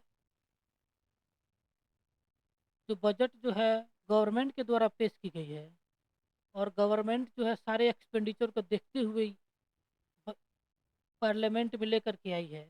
और अगर ये पास हो जाता है कट मोशन तो गवर्नमेंट का यानी कि कॉन्फिडेंस जो है लोकसभा में या पार्लियामेंट में उसकी कॉन्फिडेंस ख़त्म हो गई है, वो अपनी मेजॉरिटी ख़त्म कर दी है, इसलिए उसको रिजाइन करना पड़ता है। अभी तक ये कभी कट मोशन लाई नहीं गई है हाउस में, हालांकि कॉन्स्टिट्यूशन में इसका प्रोविज़न है। लास्ट बजट के जो लास्ट डे होता है उसमें स्पीकर जो है जितनी भी डिमांड्स बच गई हैं जिन पे वोटिंग नहीं हुई है, क्योंकि डिमांड्स जो है मिनिस्ट्री वाइज वोटिंग कराई जाती हैं और ये टाइम टेकिंग होती हैं और इसमें काफ़ी ज़्यादा जो है टाइम लगता है और एनर्जी लगता है हाउस का, पूरे पार्लियामेंट का। इस केस में अगर लास्ट डे तक जो है अगर डिमांड्स सारी पास नहीं हुई हैं, यानी 141 जो डिमांड्स बजट में मांगी जाती हैं उनको अगर पास नहीं किया जाता है तो लास्ट दिन जो है सारे डिमांड्स को क्लब करके जो बाकी रह गई हैं उनको एक ही एक ही वोट में जो है पास कर दिया जाता है। यानी कि सारे जो है रिमेनिंग डिमांड्स की बुलेटिन कर दी जाती है, यानी कि सारे को क्लब करके ये जितने भी डिमांड्स बाकी रह गई हैं उनको क्लब क्लब करके इसको पास कर दिया जाता है हाउस में, लोकसभा और राज्यसभा दोनों में। फिफ्थ जो है स्टेज है बजट का, वो अप्रोप्रिएशन बिल का पासिंग होता है। अप्रोप्रिएशन का मतलब होता है पैसे निकालना बिना अनुमति के, यानी कि अगर एक बार अप्रोप्रिएशन बिल पास हो गई तो अप्रोप्रिएशन बिल में जितने भी एक्सपेंडिचर की बात की गई है कि ये इतने रुपए जो है इस स्कीम के लिए इस पॉलिसी के लिए खर्च करने हैं, तो वो बिना किसी अनुमति के कंसोलिडेटेड फंड ऑफ इंडिया से निकाले जा सकते हैं। और अगर अप्रोप्रिएशन बिल पास नहीं हुआ है तो 1 रुपये भी कंसोलिडेटेड फंड ऑफ इंडिया से गवर्नमेंट नहीं निकाल सकती है। अप्रोप्रिएशन जो है कंसोलिडेटेड फंड ऑफ इंडिया से जो कोई भी पेमेंट की जाती है उसको लीगलाइज करता है अप्रोप्रिएशन बिल, यानी कि लीगली वैलिड कर देता है। अब गवर्नमेंट जो है उतने पैसे निकाल सकती है कंसोलिडेटेड फंड ऑफ इंडिया से, वो इलीगल नहीं होगा। वोट ऑफ अकाउंट क्या होते हैं? जब देखो फाइनेंशियल बिल, फाइनेंस किसी फाइनेंशियल ईयर में, फाइनेंशियल ईयर जो है 1 अप्रैल से शुरू होता है और 31 मार्च तक एंड करता है। इस दौरान जो है अगर गवर्नमेंट को पैसे की ज़रूरत पड़े और अभी तक अप्रोप्रिएशन बिल पास नहीं हुआ है, उस केस में वोट ऑन अकाउंट जो है पास कराई जाती है। ये टेम्पोरेरली बिल होती है 2 मंथ्स के लिए। ये गवर्नमेंट को अलाउ करती है कि पैसे निकाल सके कंसोलिडेटेड फंड ऑफ इंडिया से अगर अप्रोप्रिएशन बिल पास नहीं हुआ है तो। ये जो है जब जनरल डिस्कशन खत्म होता है, जैसे सेकेंड स्टेज जो है बजट का खत्म होता है, उसके बाद वोट एंड अकाउंट्स जो है पास कराई जाती है अगर गवर्नमेंट को लगे कि पैसे की ज़रूरत है और अप्रोप्रिएशन बिल अभी तक पास नहीं हुआ है। पासिंग ऑफ फाइनेंस बिल, ये जो लास्ट स्टेज है बजट का, वो देख लेते हैं। ये जो है जो भी फाइनेंशियल प्रपोजल है गवर्नमेंट ऑफ इंडिया का, यानी कि इस साल जो भी गवर्नमेंट ऑफ इंडिया कितने पैसे एक्सपेंड करने वाली है, कितने पैसे जो है रेवेन्यू के तौर में आने वाले हैं, इसके लिए जो है बिल जो पास कराई जाती है वो फाइनेंस बिल होती हैं और ये आर्टिकल 170 के अंतर्गत आती हैं। अप्रोप्रिएशन बिल के बिल्कुल ही उलट उलट जो है बिल्कुल ही अपोजिट, फाइनेंस बिल में अमेंडमेंट्स मूव किया जा सकता है। अप्रोप्रिएशन बिल में अमेंडमेंट मूव नहीं किया जा सकता। ये मनी बिल की तरह ही होती है। और फाइनेंस बिल को 75 डेज के अंतर्गत जो है ये हाउसेज से, पार्लियामेंट से पास होने चाहिए और इसी बीच जो है प्रेसिडेंट अपना एसेंट देने चाहिए। ये कंपल्सरी है 75 डेज फाइनेंस बिल के पास होने के लिए। और जैसे ही फाइनेंस बिल जो है ये पास हो जाता है, यानी कि फाइनेंस बिल जो है 75 डेज के अंदर जब भी पेश होता है हाउस में, वो दोनों हाउसेज डिस्कशन करती हैं और वो जो है प्रेसिडेंट के पास असेंट के लिए भेजती हैं और 75 डेज के अंतर्गत जो है प्रेसिडेंट को फाइनेंस बिल पास करना होता है। और जैसे ही फाइनेंस बिल पास हो जाता है, बजट का प्रोसेस जो है कंप्लीट हो जाता है।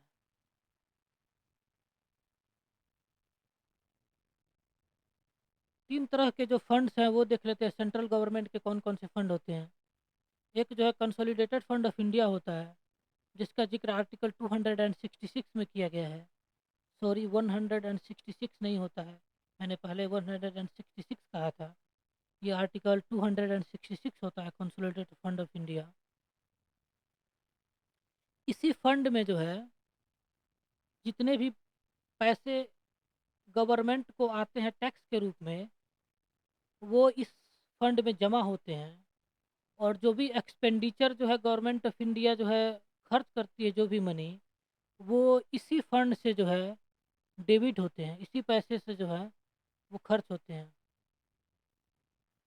जैसे कि जितने भी लोन्स है गवर्नमेंट ऑफ इंडिया को, या गवर्नमेंट ऑफ इंडिया जो है जो भी लोन्स के रूप में जो है वो लिए हों, वो सारे पैसे जो हैं कंसोलिडेटेड फंड ऑफ इंडिया में जमा होते हैं। कंसोलिडेटेड फंड ऑफ इंडिया से 1 रुपये भी नहीं निकाला जा सकता है जब तक कि अप्रोप्रिएटेड बिल पास नहीं हो। यानी कि अप्रोप्रिएशन जो है, जब तक अप्रोप्रिएशन नहीं होगा तब तक पार्लियामेंट्री लॉ से अप्रोप्रिएटेड बिल जब तक पास नहीं होगा तब तक 1 रुपये भी नहीं निकाला जा सकता है। दूसरी जो सेंट्रल गवर्नमेंट के पास जो फंड होती है वो पब्लिक अकाउंट्स ऑफ इंडिया होती है। ये आर्टिकल 266 के अंतर्गत ये भी आती है। आप याद रखेंगे आर्टिकल 266, यानी कि दो सिक्स है, तो इसमें दो फंड इंक्लूडेड है। इस आर्टिकल के अंतर्गत दो फंड इंक्लूडेड हैं, एक कंसोलिडेटेड फंड ऑफ इंडिया, एक पब्लिक अकाउंट्स ऑफ इंडिया। जितने भी पब्लिक मनी हैं, कंसोलिडेटेड फंड ऑफ इंडिया को छोड़ के, जो पैसे कंसोलिडेटेड फंड ऑफ इंडिया में जमा होते हैं, उनको छोड़ करके जो भी पब्लिक मनी है वो पब्लिक अकाउंट्स ऑफ इंडिया में जाते हैं। किस तरह की पब्लिक मनी? जैसे कि प्रोविडेंट फंड की जो डिपॉजिट डिपॉजिट है, जैसे कि ईपीएफओ, इम्प्लॉयज प्रोविडेंट फंड, वो जो है वो पब्लिक अकाउंट्स ऑफ इंडिया में जमा होते हैं। या जुडिशियल डिपॉजिट, यानी कि किसी मेंबर को, जैसे कि किसी प्रिजनर को जब छोड़ना होता है, या जुडिशियरी उस पर फाइन लगाती है, तो वो जो डिपॉजिट्स हैं वो पब्लिक अकाउंट्स ऑफ इंडिया में जाते हैं। या सेविंग बैंक्स के जो डिपॉजिट्स हैं, यानी कि जो भी पर्सन जो है सेविंग बैंक्स में डिपॉजिट कर रहे हैं, जैसे इंडिया पोस्ट पेमेंट बैंक है, IPPS, India post payment bank, इसमें जो भी पैसे जमा होते हैं वो पब्लिक अकाउंट्स ऑफ इंडिया में जाते हैं। या जो भी डिपार्टमेंटल डिपॉजिट्स होती हैं, डिपार्टमेंट्स जो डिपॉजिट करती हैं, यानी कि उनके खर्चे से जो बच जाती है डिपार्टमेंट्स को, वो पैसे जो है पब्लिक अकाउंट्स ऑफ इंडिया में जाते हैं। या रेमिटेंसेस जो है विदेशों से, अगर कोई पर्सन जो है अपने फैमिली मेम्बर को अपने होम कंट्री में भेजता है, यानी कि इंडिया में भेजता है, उस केस में जो पैसे टेम्पोरली जो है वो पब्लिक अकाउंट्स ऑफ इंडिया में जाते हैं। और उसके बाद से जो है वो पैसे जो है वो उसके फैमिली मेम्बर को मिलते हैं। ये जो पब्लिक अकाउंट्स ऑफ इंडिया है, यूनियन गवर्नमेंट के एग्जीक्यूटिव एक्शन से जो है ऑपरेट होते हैं। इसको इसके लिए पार्लियामेंट्री अप्रोप्रिएशन की ज़रूरत नहीं होती है, यानी कि पब्लिक अकाउंट्स ऑफ इंडिया से अगर पैसे खर्च करने हो, तो उसके लिए जो है सिर्फ यूनियन गवर्नमेंट जो है एक एग्जीक्यूटिव एक्शन लेकर के जो पैसे निकाल सकती है। हालांकि बाद में जो है जब पैसे निकल जाते हैं तो बाद में जो है इसको पोस्ट अप्रोप्रिएशन कराना होता है गवर्नमेंट को। बाद में इसके लिए बिल पास की जाती है। ये इससे जो जितने भी पेमेंट्स होते हैं वो बैंकिंग ट्रांजैक्शन के रूप में पेमेंट होते हैं पब्लिक अकाउंट्स ऑफ इंडिया से। यानी कि प्रोविडेंट फंड अगर किसी व्यक्ति को निकालना हो, अगर उसको डिपॉजिट हुई है, तो वो बैंकिंग ट्रांजैक्शन, यानी कि उसके जिस बैंक के अकाउंट में वो पैसे जमा हुए हैं, वो उसको बैंक में जा करके जो है वो पैसे निकालने होते हैं। वो बैंकिंग ट्रांजैक्शन के रूप में निकाले जाते हैं। थर्ड जो है सेंट्रल गवर्नमेंट का फंड जो है कंटेंजेंसी फंड ऑफ इंडिया होता है। ये पार्लियामेंट जो है 1950 में जो है इसको इस्टेब्लिश की थी। ये प्रेसिडेंट ऑफ इंडिया जो है अथराइज करते हैं यहाँ से एक्सपेंडिचर कैसे होगी, किस चीज़ों के लिए स्पेंड किया जाएगा मनी, वो प्रेसिडेंट ऑथराइज करते हैं। वैसे अनफोर्सिन एक्सपेंडिचर, यानी कि अगर कोई,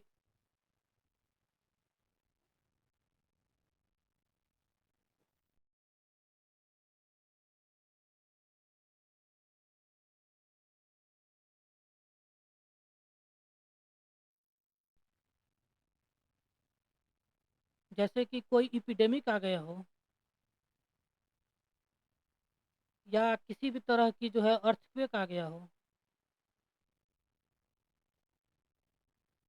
उससे रिलेटेड अगर जो है राहत सामग्री पहुंचानी हो, या किसी व्यक्ति की डिमाइस हो गई हो, कोई व्यक्ति की डेथ हो गई हो,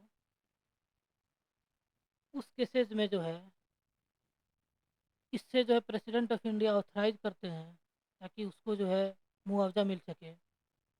ये कंटिजेंसी फंड ऑफ इंडिया जो है